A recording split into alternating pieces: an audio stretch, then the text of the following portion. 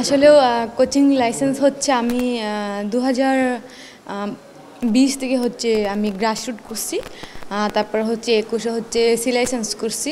তখনও আমি প্লেয়ার, এখনও আমি প্লেয়ার, কিন্তু আমার ইচ্ছে হচ্ছে আমি ফুটবলের সাথে কাজ করব, থাকবো সবসময়। এর জন্যই আমি হচ্ছে কোচিং লাইসেন্স করতেছি। তো একটা সময় যায় তো হচ্ছে দেখা যাবে যে আমি আর প্লেয়ার থাকবো না। আমি অবশ্যই মানে আমি যদি কোচিং লাইসেন্স থাকে, আমি যেহেতু ন্যাশনাল টিমের প্লেয়ার, তো হিসেবে আমি কাজ করতে পারবো। আর আমার তো এক্সপিরিয়েন্স এমনিতেও আছে, তো ওটা আমার কাজে লাগবে।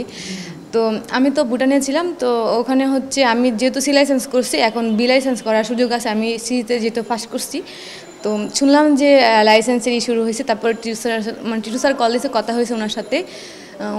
আমিও কল দিয়েছিলাম স্যারকে যে স্যার তাহলে আমি কী করবো, আমি তো এখানে হচ্ছে লিগে খেলতেছি, আমার লিগে এখন চলমান, আমি বুঝতেছি না আমি কী করব। স্যার বলছে যে সমস্যা নাই, তুমি লাইসেন্সটা করো, তোমার জন্য ভালো হবে। তারপরে হচ্ছে আমি কিরণ ম্যাডামকে কল দিলাম, ম্যাডামকে বললাম যে ম্যাডাম কোচিং নাকি শুরু হয়েছে, আমি তো হচ্ছে গ্রাসরুট অ্যান্ড সি লাইসেন্স করে ফেলেছি অলরেডি, তো আমি বিটা করতে চাচ্ছি আর কি। তো ম্যাডাম বলছে তুমি চলে আসো আমাদের, তুমি তো সবসময় আর প্লেয়ার থাকবো না, একসময় তোমার হচ্ছে মানে কোচিং করাতে হবে, এরকম হইতে পারে, তো তুমি চলে আসো, তুমি কোচিং করো। তো ম্যাডাম যখন বলছে যে চলে আসার জন্য আর কোচিংটা করার জন্য, তখন আমি আর কি আসছি ওখান থেকে ছুটি নিয়ে।